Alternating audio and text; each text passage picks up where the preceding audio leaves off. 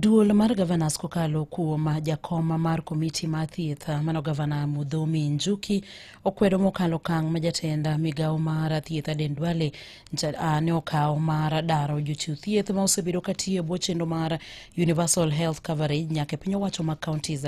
Gavana Njuki wacho ni Duol ne ok okawo pachgi kaka duol mar Gavanas kendo ginyal siro kang' makamano. Gikwedo kang' makamano ka gimedo ni sirikal pok omiyo omenda moromo ne chenro makamano ka bende giramo ni chenro no ok bi ket e tim. Almost 8,500 staff, and that is supposed to be in perpetuity. It cannot be once, a one-off. It has to be included in the DORA because once we absorb this staff, we will not be getting rid of them the following financial year.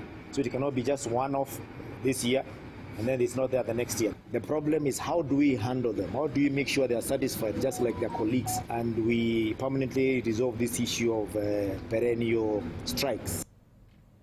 Bende jakom mar komiti mar thieth duol mar Gavanas Mudhomi Njuki wacho ni ute thieth mag ji giwegi osebedo ka yudo omenda mathoth kowuok kuom okumba mar SHA ne chudo mag chenro mag thieth. Koloso kod jofwambo, Gavana Njuki owacho ni kata odoko ni gin kod geno kuom SHA, kwan omenda ma bende ichwalo ne ute thieth mag ji giwegi ni malo kopim kod mago ma bende ichwalo ne ute thieth mag piny owacho. Kwayo Duol mondo mi one ni ute thieth mag piny owacho bende oyudo omenda moromo ne chudo mag chenro mag thieth kowuok e okumba no mar SHA.